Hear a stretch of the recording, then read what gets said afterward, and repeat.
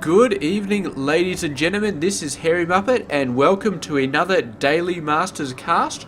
It's going to be a PvZ today, and up the top right side of the map, we do have our old friend Stardust as the red Protoss player, and down the bottom left side of the map, we do have a green Zerg player Tefel, who I do not believe I have cast as of yet. He may have been in a Daily Masters game, but if he has been, then I apologize because I simply cannot remember. But anyway, we're going to be seeing him in this game. This was once again taken from DreamHack Valencia, where I am quite certain that quite a few people did beat Stardust in the round of 32. So yeah, you never know what's going to happen in one of these games. So yeah, let's have a look and let's see what's going on. We've got a pylon out here nice and fast.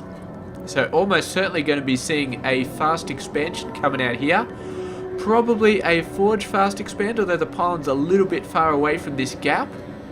I would have built it a little bit closer, but maybe he's just, yeah, I don't know why he built it so far back, but he will still have space for a nexus behind that pylon.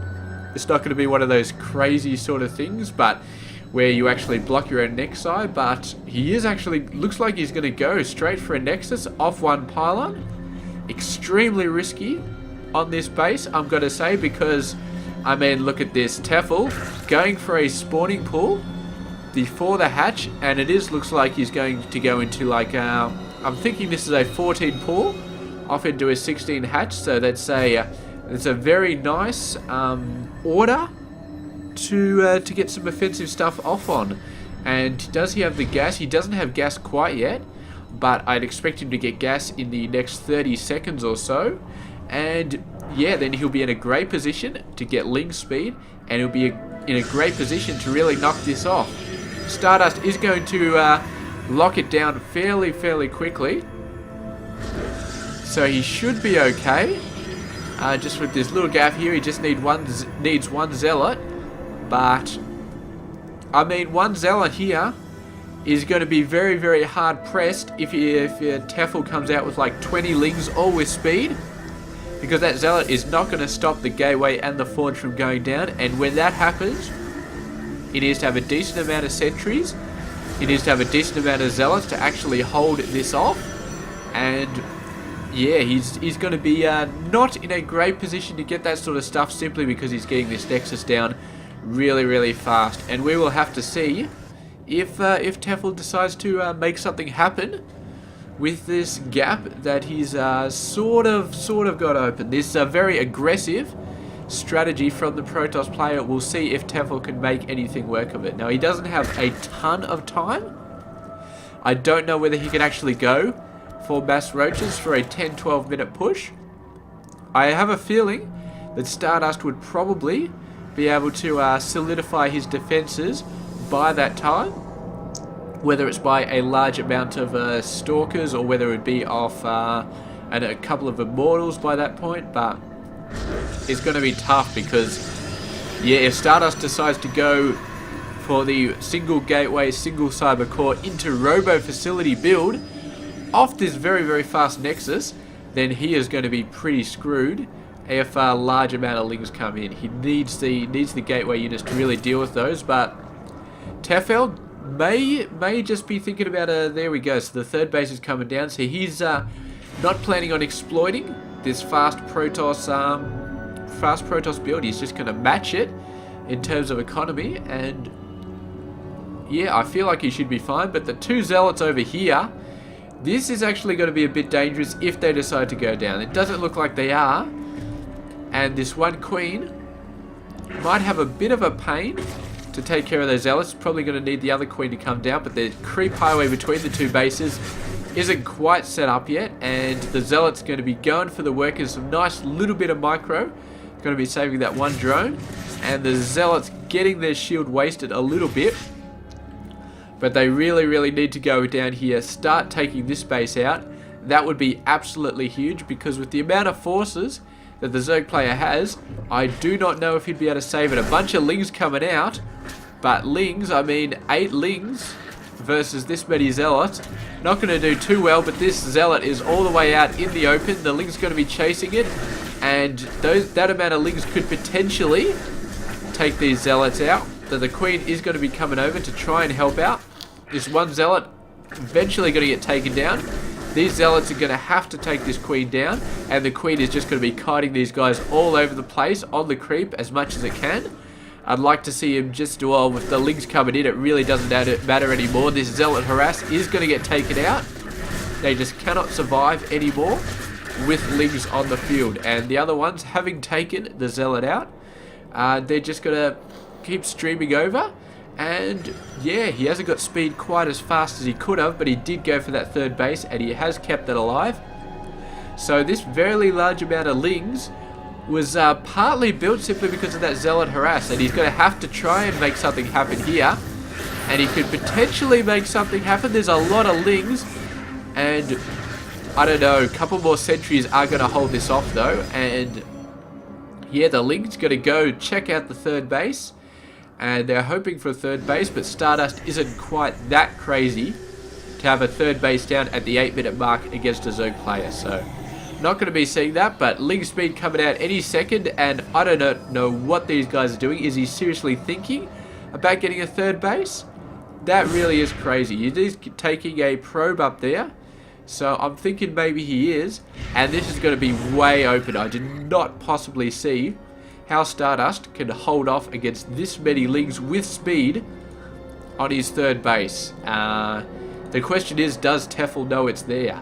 And yeah, because he just scouted that area and didn't see a third, so he's not going to be expecting one to come down very early, but he does see the forces out in the center area instead of behind their gap, and that may give him a hint as to Stardust thinking about defending his third base as well as his natural expansion. But he really needs to start taking care of it very quickly. The Ling's going to be running by here.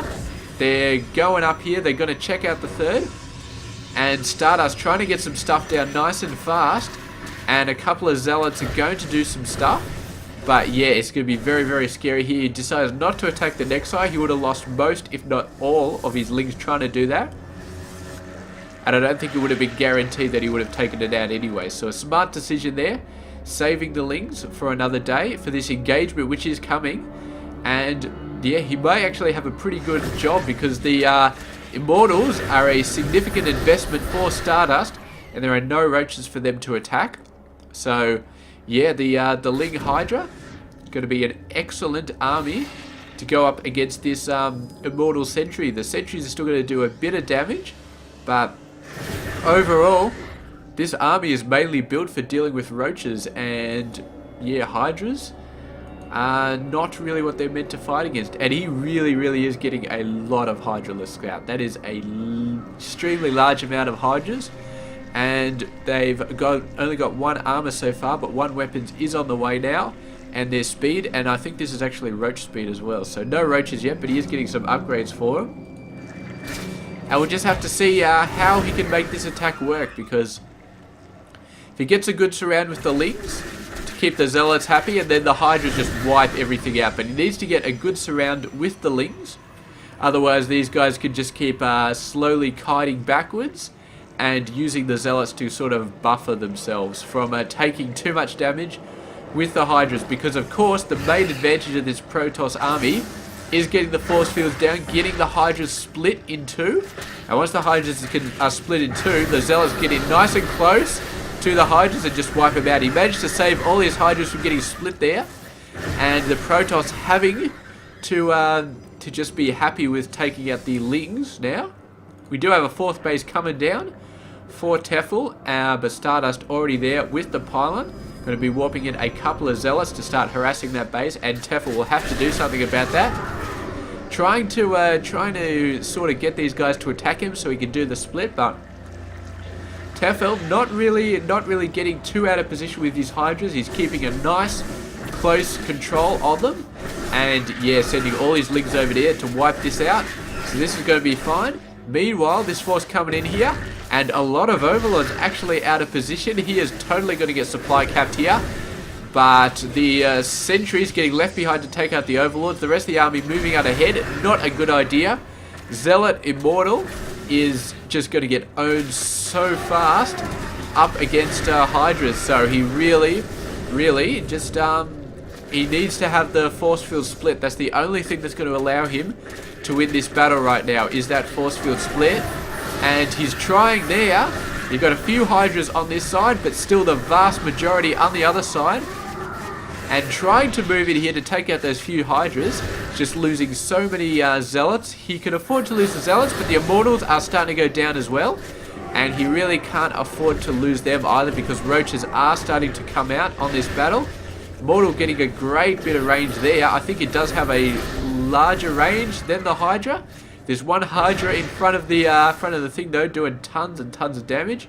Meanwhile, a whole bunch of Zealots just continuously streaming in, constantly attacking this base. This base is actually looking like it's in a lot of trouble right here.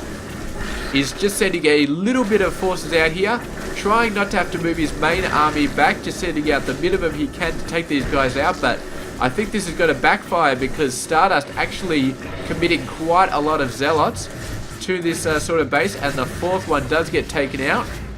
Meanwhile, Tefel has managed to push this army forward, but the High Templars are out on the field, and he has only got until Storm comes out to really do a lot of damage. So there we go. There's a beautiful split there from Stardust. Tefel just got a little bit too eager to move in and wipe everything out, and he got the split down. He lost about 10 Hydras there, and now we've got a secondary split going on, and Stardust going to be moving in, taking these guys out, waiting for a few more Zealots, and Tefel's army slowly dwindling due to these superior force fields, and he just keeps putting him down and keeps doing the awesome stuff. And there's not enough in range of the Nexi to really take it down.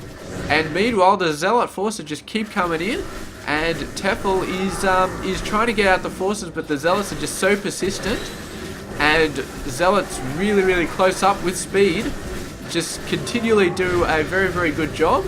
And look at this though, man. Wow, I did not expect that. I thought maybe Stardust had it held here. He was doing such a great job, but obviously some reinforcements coming in from the south side just overwhelmed his army eventually. Let's go back a little bit and check this out, because I could have sworn that that Stardust had held this. He was doing such a great job with the force fields. So we'll just keep an eye on this battle for now. We're going to see another force field line going down there. Then he moves in, he gets the ones out the front. But he's not liking this too much. He's just got to wait for Storm a little bit. He's saving the High Templar back here. But yes, Stardust forces starting to really fall down quite a bit. The sentry's starting to take some hits, and once his sentries all go down, his ability to create force fields is going to go down as well. I feel like he might have enough here. He's just going to stay away from this clump. But there we go, the force field's finally going down, and the next side going down. So his ability to create force fields is completely screwed now. He gets a couple of storms off, doing some really great damage on the Hydras. Look at that, there's like 6 or 7 of them at absolutely no health. But yeah, the army finally goes down, and Stardust just has nothing left. Those storms were his last hope, and they did so well. Look at all these Hydras, 13 health, 3 health, 3 health. And yeah, if it wasn't for these Roaches reinforcing in, he would have had that. But yeah, just in the end, Tefel just had it. And yeah, such an awesome game there from Tefel, just pumping out the macro, matching Stardust's very aggressive economy, and going beyond it, getting that 4th base down. Really nice work. We have a look at the income. He didn't have a crap load of guys, but he didn't really go for any advanced tech. He just said, alright, I'm doing the Ling Hydra, and maybe I'll get some Roaches at some point. And that is exactly what he did. He only had 1-1. He was getting 2 weapons just on the way, but his main focus was getting units out. And man, oh man, did he have a massive amount of Hydralisks. For the longest time in this game, I mean, he had like a ton of Hydras like 5-6 minutes ago. So really awesome job, and he just kept the pressure on. And yeah, keeping his Hydras from being split for the longest time, all the way down here and up here. He did a great job. He finally started getting them split up here. But by then, he just managed to get in and take the third base out, and eventually Stardust just ran out of units. The Storms, which he was trying desperately to get, in the end, there just weren't enough, and yeah, Tefel had it made. He had a really, really hard time knocking off this constant Zealot harass coming in here. He did lose this fourth base, and he took some pretty meaty hits on his bases down here as well. Look at this poor Queen, down to not very much health, but in the end, he did a great job defending his main base and also attacking with these guys, not getting losing too many of them at the wrong time. So congratulations to Tefel, and yeah, this has been your daily Masters game. So I hope you enjoyed it, and I'll catch you guys tomorrow. This has been Hairy Muppet. I hope you enjoy. Please subscribe if you haven't already done so, because yeah, and you see more awesome videos in your email. So yeah, catch you guys later.